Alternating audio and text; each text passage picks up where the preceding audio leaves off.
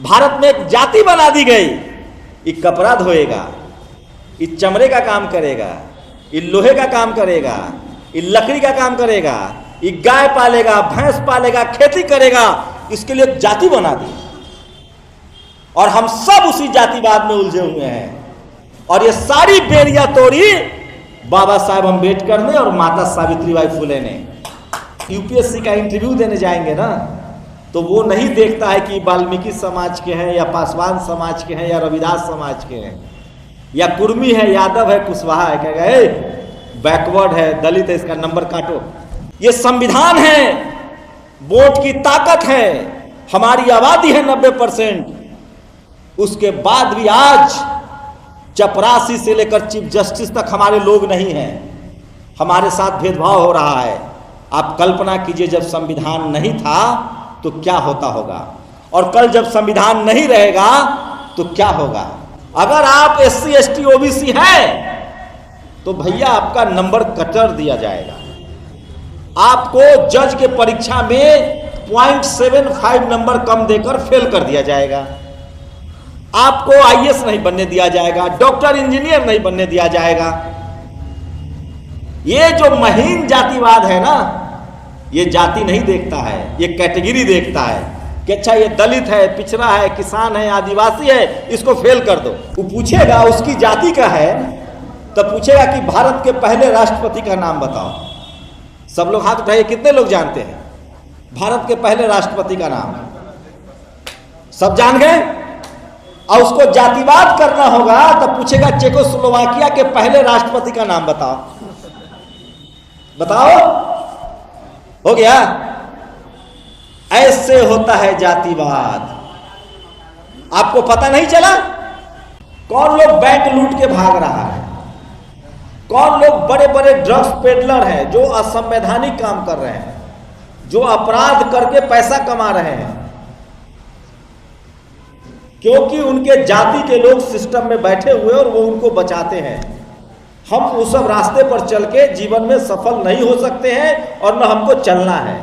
किसी के घर में एक कांस्टेबल हो जाएगा तो कोई उसके साथ अन्याय करेगा, SP DM हो जाएगा तो, लेकिन भारत में SP DM भी हो जाइए तो भी जाति के नाम पर अत्याचार होता है। यह है महीन जातिवाद। हम लोगों को महीन जातिवाद से लड़ना है। महीन जातिवाद क्या है? आपने जगाई है, उसके लिए मैं पटना के इस अम्बेडकर हॉस्टल के उन छात्रों का बहुत बहुत शुक्रगुजार हूं और उनका अभिनंदन करता हूं। और मुझे लगता है कि एक नई पहल है, एक नई कोशिश है, और इससे जो सांस्कृतिक चेतना आएगी वो कहीं ना कहीं हमारे ज़िंदगी को और बेहतर बनाएगी, हमारी नस्लों को बेहतर बनाएगी। आप बैठ जाइए भैया। तो जब मुझे बताया गया कि आपको इस कार्यक्रम में आना है, अमर भाई गए थे और कई लोग थे, तो मैंने कहा कि मैं ज़रूर आऊँगा। और मैं पहली बार इस अम्बेडकर हॉस्टल में आ रहा हूँ। हॉस्टल बहुत अच्छा है और शानदार है, और ये जो जिनकी भी सोच है, जिनकी भी कोशिश है, वो एक शानदार कोशिश है। मैं कुछ बातें, दो चार मोटी मोटी बातें बताऊंगा, बोलूँगा जो मेरे अपने जीवन पर लागू है और जिससे मुझे फ़ायदा हुआ है, और मैं बताऊंगा कि इससे आपको भी फ़ायदा होगा। मुझे पता है इस देश में हम जितने दलित समाज के लोग हैं, बैकवर्ड समाज के लोग हैं, दलित, पिछड़े, यहाँ तक कि किसान, आदिवासी, अल्पसंख्यक समाज के लोग हैं, हम लोग गरीब परिवार से आए। बस 2 मिनट दीजिए भैया, 2 मिनट दीजिए, चंदा वाला काट लेंगे, कोई बात नहीं, बस 2 मिनट बुलाए हैं, बस 2 मिनट। तो हम सब गरीब परिवार से हैं, हमारे पास ज़मीनें नहीं है, मजदूर हैं, बिजनेस नहीं है, कुछ भी नहीं है। भारत का संविधान है, पढ़ाई लिखाई है, और बाबा साहब का विजन है, तो एक अम्बेडकर हॉस्टल है आपके पास। माता सावित्रीबाई की पूजा हम इसलिए कर रहे हैं कि वो नहीं होती तो हमारी माता बहनें, इस देश की महिलाएं ही नहीं पढ़ पाती। तो अगर हम उनको अपने लिए शिक्षा की देवी कह रहे हैं तो कोई अपराध नहीं कर रहे हैं। सच्चाई है कि उन्होंने इस देश की महिलाओं के लिए पहला स्कूल 1848 में खोला। उसके बावजूद मैं फिर कह रहा हूं, इस देश में गरीबी से निकलने का दो ही रास्ता है मेरे दोस्त, जो इंसानियत का रास्ता है और जो कानूनन और संविधान के हिसाब से रास्ता है, वो है पढ़ाई लिखाई और व्यापार। पढ़ाई लिखाई करके आप वैज्ञानिक बन सकते हैं, इंजीनियर बन सकते हैं, कोई रिसर्च कर सकते हैं, मेडिसिन के क्षेत्र में आप, आजकल एआई का जमाना है, एस्ट्रोनॉट, मतलब कुछ भी बन सकते हैं आप। अगर आपके पास जमीन नहीं है, पूंजी नहीं है, कोई व्यापार नहीं है, तो एकमात्र पढ़ाई लिखाई है जिससे आप एक बेहतर जिंदगी के हकदार हो सकते हैं और आपकी नस्लें आबाद हो सकती है। और हम लोगों के 90% लोगों के पास न कोई बपौती संपत्ति है, न व्यापार है, न जमीन जायदाद है। हमारे हिस्से में पढ़ाई लिखाई भी नहीं है। तो मुझे लगता है कि ये जो रास्ता है अमीरी का रास्ता है। दूसरा, व्यापार कर सकते हैं। मैं दावे के साथ कह रहा हूं, इस देश में आप देखिएगा कौन लोग बैंक लूट के भाग रहा है, कौन लोग बड़े बड़े ड्रग्स पेडलर हैं जो असंवैधानिक काम कर रहे हैं, जो अपराध करके पैसा कमा रहे हैं, क्योंकि उनके जाति के लोग सिस्टम में बैठे हुए और वो उनको बचाते हैं। हम उस सब रास्ते पर चल के जीवन में सफल नहीं हो सकते हैं और न हमको चलना है, क्योंकि वो इंसानियत का रास्ता नहीं है। हमें पढ़ाई लिखाई बिजनेस व्यापार करके ही चलना है और वो रास्ता हमें माता सावित्री बाई बताती हैं, वो रास्ता हमें बाबा साहेब अम्बेडकर बताते हैं। इसलिए मैं बहुजन समाज के लोगों से मैं अपने जीवन की बात बता रहा हूं। मैं गरीब मजदूर परिवार में पैदा हुआ। आज मुझे आप जानते हैं तो इस वजह से, क्योंकि मेरे पास पढ़ाई लिखाई थी और पढ़ने लिखने से मुझे बोलने की शक्ति मिली, सोचने और समझने की शक्ति मिली। तो मैं दावे से कह सकता हूं कि दुनिया में आपका कोई भला नहीं कर सकता है। हमारा भला माता सावित्री बाई फूले, ज्योतिबा फूले, बाबा साहेब फूले, पेरियार, अंबेडकर, जगदेव बाबू, कर्पूरी ठाकुर, इन्हीं लोगों के रास्ते से तय हो सकता है। अभी मंत्री जी आए, वो कुछ नहीं देंगे हमें और हमें चाहिए भी नहीं। बाबा साहब के संविधान ने उनको मंत्री बनाया है। हमें कुछ न देंगे न हमें चाहिए। हमें उनसे बस ये सीखना है कि ये संविधान बचाना है और बाबा साहब की वजह से वो मंत्री है। और हम भी अगर बाबा साहब के रास्ते पर चले, संविधान के रास्ते पर चले, तो कल हम भी मंत्री बनेंगे। हमको उनसे प्रेरणा लेनी है। तो आपको राजनीति में भी जाना पड़ेगा, बिजनेस में भी जाना पड़ेगा, पढ़ाई लिखाई में भी जाना पड़ेगा। यही वो रास्ता है जो आपकी नस्लों को बदल सकता है, आपकी गरीबी दूर कर सकता है और साथ में आपको सामाजिक सम्मान भी दिला सकता है। इस जातिवाद के कलंक जो हम पर लगा हुआ है, जाति की वजह से जो हमारा 1000 साल से शोषण हो रहा है। आप पता नहीं आप लोग कितने लोग हैं, आप सब पढ़े लिखे लोग हैं। आपको पता है 2 तरह का जातिवाद है इस देश में। 10 मिनट पर कट लगा दीजिएगा। 2 तरह का जातिवाद है इस देश में। एक है मोटा जातिवाद। मोटा जातिवाद हम लोग एक दूसरे पर भी करते हैं। बकरी बांध लेंगे, गन्ना तोड़ लेंगे, अमरूद तोड़ लेंगे, गांव में होता है, हम लोग भी झेले हैं। और ये जो मनुवादी लोग हैं, ये जो जातिवादी लोग हैं, इसी को जातिवाद समझते हैं। ये बहुत मोटा जातिवाद है और इससे कोई फर्क नहीं पड़ने वाला है। अब बताइए, किसी के घर में एक कांस्टेबल हो जाएगा तो कोई उसके साथ अन्याय करेगा? एसपी डीएम हो जाएगा तो? लेकिन भारत में एसपी डीएम भी हो जाइए तो भी जाति के नाम पर अत्याचार होता है। यह है महीन जातिवाद। हम लोगों को महीन जातिवाद से लड़ना है। महीन जातिवाद क्या है? जब आप यूपीएससी का इंटरव्यू देने जाएंगे ना, तो वो नहीं देखता है कि वाल्मीकि समाज के हैं या पासवान समाज के हैं या रविदास समाज के हैं या कुर्मी है, यादव है, कुशवाहा है। क्या गए बैकवर्ड है, दलित है, इसका नंबर काटो। आपको जानकर हैरानी होगी कि इस देश में एससी एसटी ओबीसी के साथ क्या होता है। और आप लोग कभी सोचिएगा, इस देश में आप किसी भी धर्म के मानने वाले हों, अगर आप SC ST OBC हैं तो आपके साथ जातिवाद होगा। मैं साबित कर दूंगा। सिख समाज, सिख धर्म है, सिख में भी OBC और SC होता है, उनके साथ भी भेदभाव है। हम लोग हिंदू हैं भाई, बुद्धिस्ट भी हैं, हिंदू भी हैं, अभी तो हम लोग भी SC ST OBC हैं, हमारे साथ भी जाति के नाम पर भेदभाव होता है। इस देश का 90% मुसलमान भी OBC और ST है, उसके साथ भी भेदभाव होता है। बुद्धिस्टों के साथ भी भेदभाव होता है, वो भी SC ST OBC है। यहां तक कि क्रिश्चियन के साथ भी होता है अगर वो शेड्यूल ट्राइब है। तो धर्म से भेदभाव का कोई लेना देना नहीं है, भेदभाव का लेना देना जाति से है।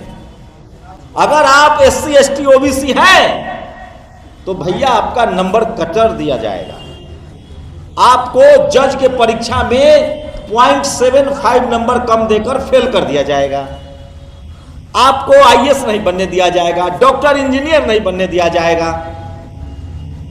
ये जो महीन जातिवाद है ना, ये जाति नहीं देखता है, ये कैटेगरी देखता है कि अच्छा ये दलित है, पिछड़ा है, किसान है, आदिवासी है, इसको फेल कर दो।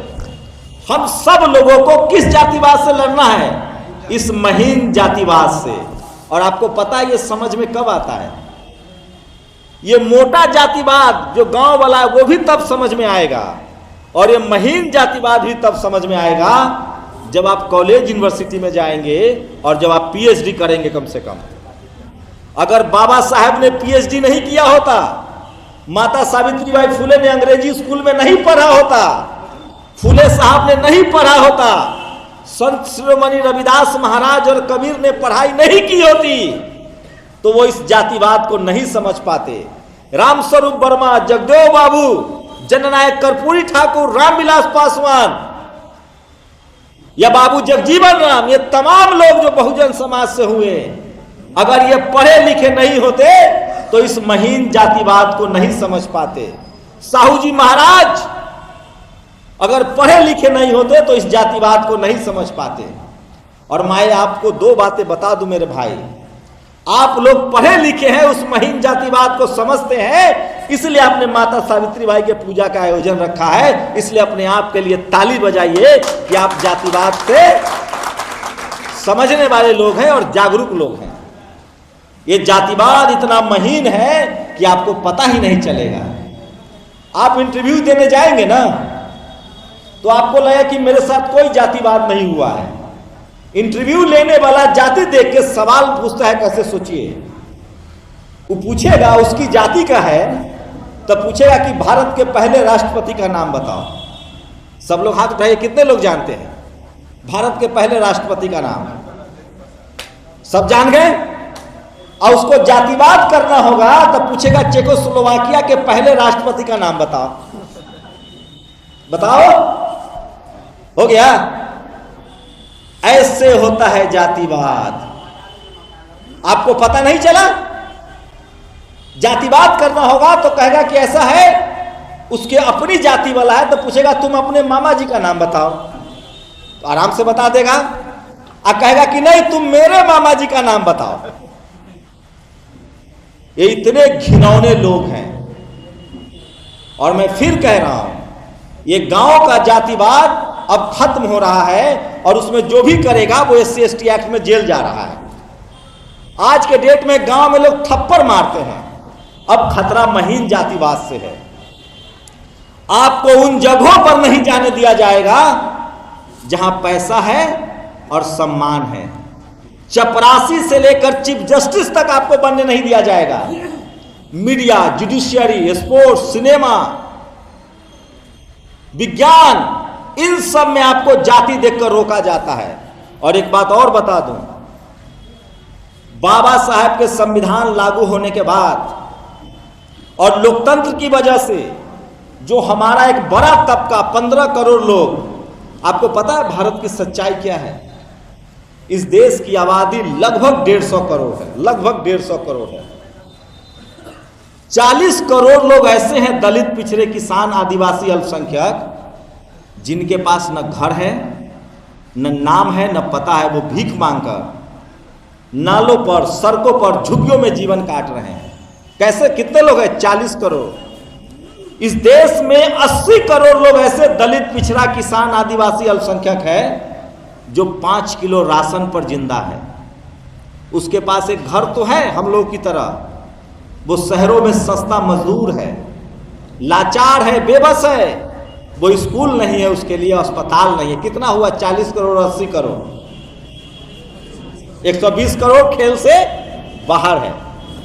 अब 15 करोड़ लोग दलित, पिछड़ा, किसान, आदिवासी, अल्पसंख्यक, जिसके शरीर पर कपड़ा है, जो अपने बच्चे को science college, Patna university, JNU, due में पढ़ाता है, उसके साथ अब जातिवाद हो रहा है।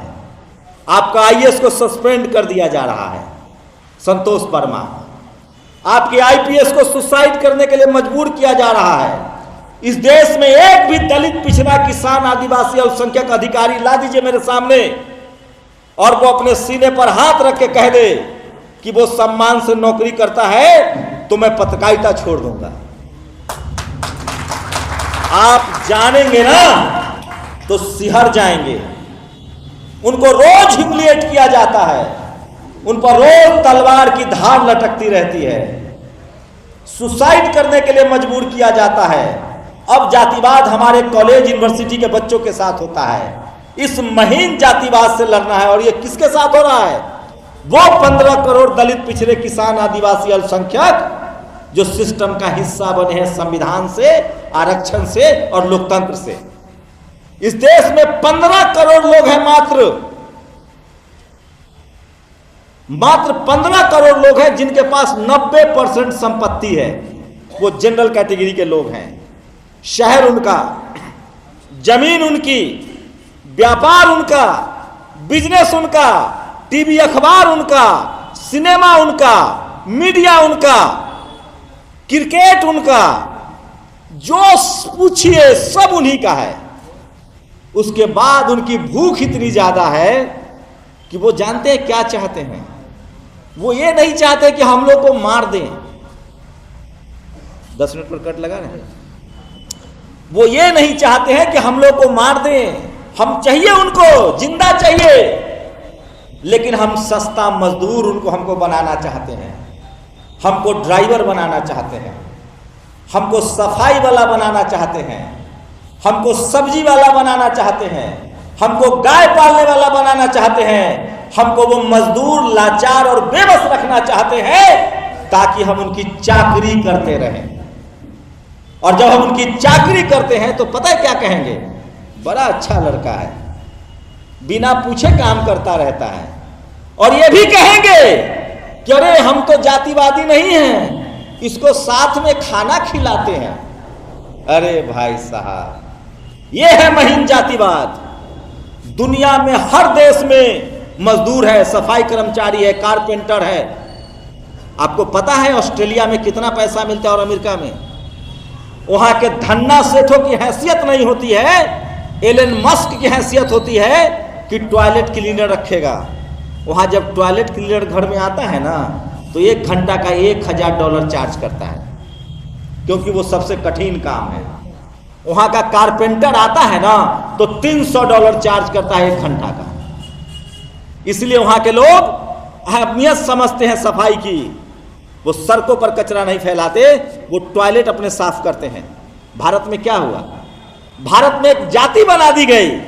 ये कपड़ा धोएगा, ये चमड़े का काम करेगा, ये लोहे का काम करेगा, ये लकड़ी का काम करेगा, ये गाय पालेगा, भैंस पालेगा, खेती करेगा। इसके लिए एक जाति बना दी और हम सब उसी जातिवाद में उलझे हुए हैं। और ये सारी बेड़ियां तोड़ी बाबा साहेब अम्बेडकर ने और माता सावित्रीबाई फुले ने। अब लेकिन सोचिए, कल्पना कीजिए, मैं डरा नहीं रहा हूं, आपको बोलने की ताकत दे रहा हूं। यह संविधान है, वोट की ताकत है, हमारी आबादी है 90%। उसके बाद भी आज चपरासी से लेकर चीफ जस्टिस तक हमारे लोग नहीं हैं। हमारे साथ भेदभाव हो रहा है। आप कल्पना कीजिए, जब संविधान नहीं था तो क्या होता होगा, और कल जब संविधान नहीं रहेगा तो क्या होगा। इसलिए मेरे भाई, हम सबको मेहनत से पढ़ना लिखना है। और मैं फिर कह रहा हूं, बुद्ध ने कहा है, शब्दों में शक्ति होती है। ये लड़ाई मानसिक रूप से लड़ी जाएगी। ये लड़ाई मानसिक मजबूती की है। हम मेहनतकश लोग हैं, हमारे सामने वो शरीर से नहीं लड़ने आएगा, वो नहीं जीत पाएगा। वो जातिवादी लोग छल प्रपंच करते हैं, आपको फंसा देंगे, डरा देंगे, धमका देंगे। रास्ता एक ही है मेरे दोस्त, पढ़ाई लिखाई और विचारों से अपने आप को इतना मजबूत करो, तुम्हारे शब्दों में इतनी शक्ति होनी चाहिए कि जातिवाद और मनुवाद तुम्हारे सामने खड़ा ना हो। और उसी के दम पर मैं नेशनल दस्तक चला रहा हूं। आपको पता है, मैं जिस प्रोफेशन में हूं, मैंने भारत के सबसे प्रीमियर इंस्टीट्यूट जो भारत सरकार का है, Indian institute of mass communication, वहां से पत्रकारिता की। लेकिन मैं टीवी में पत्र रिपोर्टर नहीं हो सकता था, मैं डेस्क पर काम करता था। आज मुझे 25 करोड़ से ज्यादा लोग सुनते हैं। ये जातिवाद है। पता है क्यों? बहुजन समाज के लोग नासा में हैं, आज इसरो में भी है, सिलिकॉन वैली में भी है, डॉक्टर है, इंजीनियर है, प्रोफेसर है, जो पोस्ट कहिए भारत में आज है समाज के लोग। चीफ जस्टिस ऑफ इंडिया भी बने हैं। लेकिन मीडिया जातिवाद का वो अभेद किला है जहां आज भी एक दलित, पिछड़ा, किसान, आदिवासी, अल्पसंख्यक न संपादक है और न मीडिया का मालिक है। क्यों? वो अंतिम किला है जिसको वो बचा के रखना चाहता है, क्योंकि मीडिया में वो ताकत है जो निर्दोष को दोषी और दोषी को निर्दोष साबित कर दे। इसलिए, और सोचिए कितना हम लोग, आप लोग जेनजी हैं, हम लोग नए समय में हैं। अब किसी टीवी अखबार की जरूरत नहीं है। ये जो मोबाइल है ना, सारे अधिकार हमें इसी से मिलेंगे। आपका जो भी संवैधानिक अधिकार है, जो भी आपके साथ भेदभाव हो रहा है, कुछ नहीं करना है। एक्स पर अकाउंट बनाइए, फेसबुक पर अकाउंट बनाइए, यूट्यूब पर अकाउंट बनाइए और अपनी कहानी दुनिया को बताइए। मुख्यमंत्री को टैग कीजिए, एसपी को टैग कीजिए, डीएम को टैग कीजिए। बस एक बात कह रहा हूं, कोई भी ऐसा शब्द इस्तेमाल ना करें जो असंवैधानिक हो। जिसकी पूजा करनी है, हमको कोई मतलब नहीं है। डेमोक्रेसी है, लोकतंत्र है, संविधान में सबको आजादी है। हमको मन हो तो गोबर खाएं, हमको मन हो तो अमृत पिए, हमारी मर्जी। हमें क्या करना है? हमें अमृत पीना है, गोबर नहीं खाना है, बस। तो हमारी लड़ाई संवैधानिक तरीके से लड़ी जाएगी, संविधान के दम पर लड़ी जाएगी और अहिंसा से लड़ी जाएगी। हमें किसी भी तरह का हिंसा नहीं करना है। मैं ज्ञान नहीं दे रहा हूं, मैं सच बता रहा हूं। इसलिए पढ़ाई लिखाई से इतने मजबूत करो अपने आप को, और बिजनेस व्यापार से इतने मजबूत करो कि जातिवाद भी तुम्हारे सामने आने के बाद कतराने लगे। और मुझे कुछ नहीं कहना है, आप सब जगे हुए लोग हैं। आपको मोटा जातिवाद के चक्कर में नहीं पड़ना है, महीन जातिवाद से लड़ना है। और हमें लास्ट लाइन कह के जा रहा हूं, किसी भी कीमत पर, किसी भी हालत में हमें हारना नहीं है। क्या नहीं करना है? मैं जानता हूं कि आपकी जिंदगी में ज्यादा मुश्किलें आएंगी, क्योंकि अगर आप मजदूर बन जाते, नाला साफ कर रहे होते, कहीं ठेला रिक्शा चला रहे होते, तो आपके साथ जातिवाद नहीं होता। आप कॉलेज यूनिवर्सिटी में आए हैं, आप पर सबसे ज्यादा नजर है इन मनुवादियों की, जातिवादियों की। इसलिए सावधान रहिए, सचेत रहिए। और मुझे पता है बाबा साहब के नाम के जिस हॉस्टल में आप रह रहे हैं, तो आप बाबा साहब के सच्चे अनुयायी हैं और आप इस देश को चलाएंगे। नेता भी बनेंगे, अभिनेता भी बनेंगे, एसपी, डीएम, कलेक्टर भी बनेंगे, जज भी बनेंगे। बस हिम्मत नहीं हारना है। तो माता सावित्री बाई की जय, जय संविधान, जय भारत, जय बाबा साहेब अम्बेडकर। शुक्रिया।